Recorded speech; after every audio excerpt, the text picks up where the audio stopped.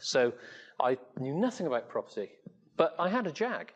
I'd sold my business. I was 19. I'd bought a 6-month-old XJ6, which was today would be like a new Merc or something. You know, it was a fantastic car. 2.8 it was. I got rid of it in no time at all because it was manual, and by then I wanted an automatic. But I got this car, and but I thought, and I'd bought a house in West Mall in Bristol, which was 5 floors and had 10 studio flats, bedsits in, and a 2-bed flat in the basement. And it was another thing I learnt is to borrow money to make money, never borrow money to improve your lifestyle. Borrow money to make money, never borrow it to improve your lifestyle. Improve your lifestyle with the money you've borrowed and created. Spend that money. Never spend the golden goose. So I bought this property and I lived in the basement, and it had a massive benefit for me because I was then 19 or whatever, and I got this great apartment. Well, it was a bit scruffy when I got it. It became great. And upstairs, I let the whole of the upstairs to nurses from the BRI. So my social life was sorted out because I got 10 nurses having parties all the time upstairs, coming down and saying, "We're not going to be noisy, Steve, are we?" And I said, "I don't know." And they said, "Well, would you like to cut?" "Yes, please," up the stair. So I had more mates than you'll ever imagine. They were always saying, you know, "Can we come to one of your parties?" It wasn't my party. And so I had them, and they paid the rent, and they always paid, and it was the beginning of, I thought, this is great, I'll just do another and another, you know, and that's how life went on. So that was life, and I wanted to get into property just to sort of bring this to where we are. I thought this is the where to put money, but I don't know anything about property. At that time, I understood a bit more about manufacturing. I understood about selling because Leon and I went to a printers in Bristol. There's a printers in White Ladies Road called Greyhound. And where Greyhound are now in White Ladies Road was the site of a printers before. And when I was 15, I thought I better get some business cards done. Because this is another thing, making sure people can contact you. So I thought I better get some business cards done. And I got business cards done with the number of my phone box on. That was what I had on that card. And because I didn't have any other phone. So I thought, right, that's it. So I go to the printers and I said, I want some business cards. And I had Stephen Fear, chairman. And I got this card, you know, these cards printed them. And I go home. And they print them reasonably quickly. And I've sat with a tie, a great kipper tie, and 15. I thought, you don't look like a chairman. I mean, it's ridiculous, you know. So I went back, and I thought, well, it's an American product, so that's not right, chairman. So I go back, and I said, I want to change the cards. Can you make me some more? Yeah, what do you want on them? I said, president. And I go home, and I thought, you don't be that. So in the end, I came up with this idea. I'd put trainee salesman, because I thought whoever I spoke to, age 15, that might buy product, would believe I was a trainee salesman. They were never going to believe I was a president or a chairman. So that's what I did, and I got trainee salesman. And it was another lesson that I learned, was to adapt your circumstances to the environment. It's no point going along and trying to pretend what you're not. You just be what you are. And it was something that it really taught me a really big lesson.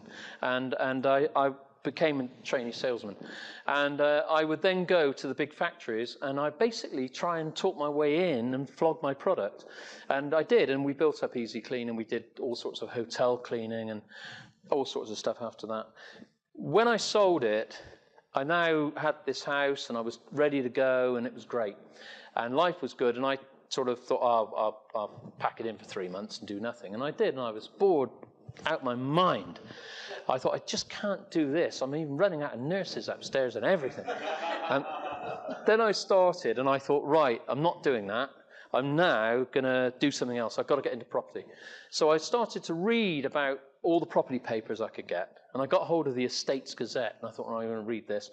So I thought, that's great. So I was chatting to a lawyer who I'd become friendly with, Richard Wells, who was a great friend of my family and me until 4 or 5 years ago. Unfortunately, he died.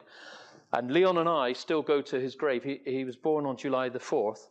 And we go to his grave in Painswick in Gloucestershire every July the 4th with a bottle of red wine. The guy that runs the cemetery thinks we're nuts. And we park outside and we go in with a bottle of red wine and glasses. And Leon has one glass, I have a glass, and we give Richard the rest.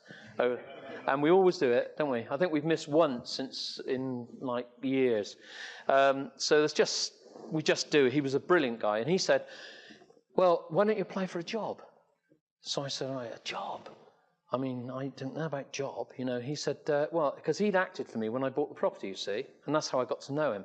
And he was about 35, I was 19. He drove a Lotus Elite with a hanky in his pocket, and he was a man about town. And I thought, this is a charismatic guy. And he said, no, you're going to need to learn. Why don't you just get a job? Like today would be, I didn't know, but an internship, you know, but I didn't look at it like that. So I looked in the paper, and there was this job advertised for a trainee negotiator in this estate agency. And I thought, I'll go and see them. So I did. And the guy said, right, I'll take you on. And I said, what, is that it? He said, yeah, I'll take you on. He said, you get a 1.3 Cortina and whatever the wages were. And I thought, what do I do with the Jag? And so he gives me, so that was it. And anyway, I started on the Monday.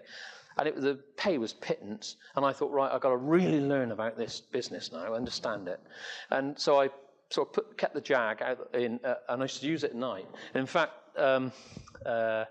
a friend later, after a few months, another agency came and if you like, headhunted and asked if I would join them. And I said, in the end, I said yes, because they gave me, not because of the car, but they gave me more money, because I wasn't really worried about the car. And only recently, we had lunch with the senior partner of this big agency who retired. And he said, you know what, we always used to wonder why it was you were driving our Cortina in the day and you had this Regency Red XJ6 that used to cruise down the road at night. And I said, yeah. He said, we know now. And we're still friends, and I'm still friends with all those people because I did what I said on the tin. I did lots of businesses that revolved around this when I got involved in this. It's the only job I've ever had. And but what I did what I said on the tin. I promised them I would deliver. And you can ask them today, they will tell you I did. When I went to work in their office, they were doing 2 sales a month in this office. By the time I'd been in the office for 6 weeks, we were doing 32 sales a month. So by using marketing strategies that I had employed in Easy Clean in my early development, I applied them to property, and we blew everybody else away.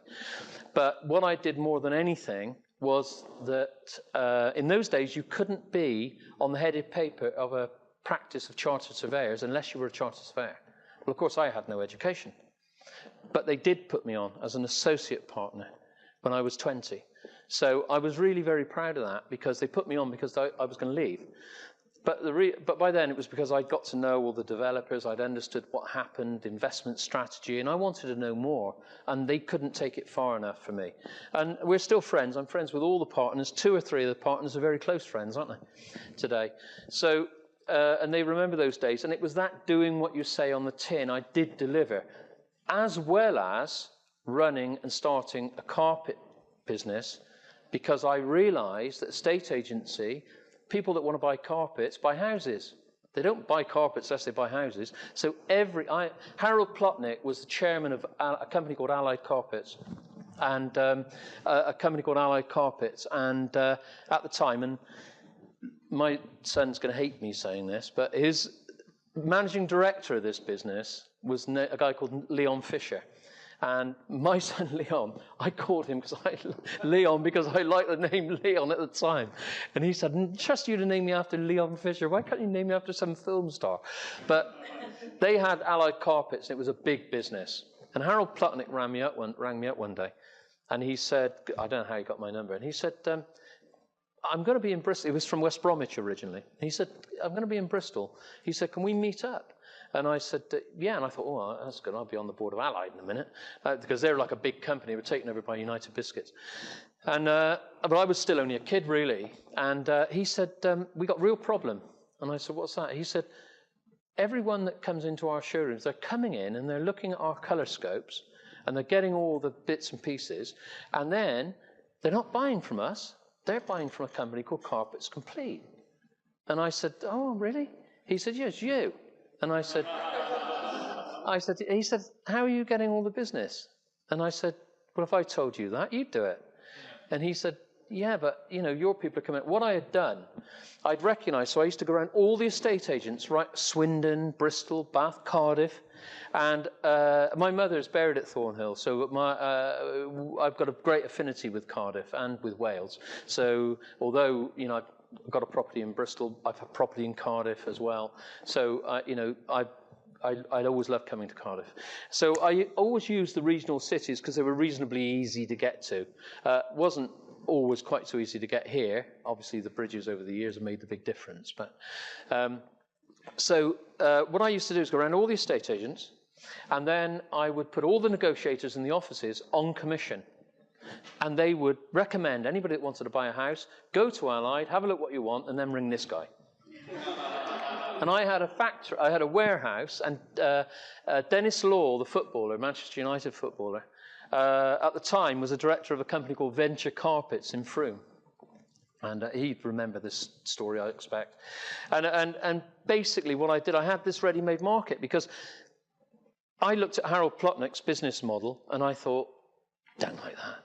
You've got these huge stores all over the country. You've got all these employees all over the country. You've got all these lorries all over the country. And actually, your business model doesn't work. You've got too many overheads. And eventually, Allied Carpets did have issues. And my business wasn't, because all my salesmen were basically negotiators in offices, and I had no wages to pay. I used to pay them very well, but only if they actually performed. And so that was my business model. And then I had vans with the carpet samples in. And I decided I wanted to keep the overheads low. So in the van, I had a guy who was, say, a fitter, who was a trained carpet fitter, and I trained him to sell. And then I had a salesman who wasn't a fitter, and I trained him to fit carpets. Incidentally, I learned to be a carpet fitter because I knew I had to understand them, because I couldn't sell what I didn't understand. So whilst I was learning property, I also learned about carpets. So we had this business, it was quite successful, and then I thought, that's great, what about removals? All these estate agents, what about removals? So I started Easy Move at the time, and we did removals, exactly the same format. You go in, you buy a house, you want to go and live in Leeds, so what are you going to do? The first person, so there's a business card, great removals company. And my big thing was doing what we said on the tin. If we said we'd arrive, we did. If we said we'd deliver, we did. If we said that our guys wouldn't steal your furniture, they never. It was like that. And so I realized that people needed to understand. And these are lessons over a lifetime that I learned by actually doing it.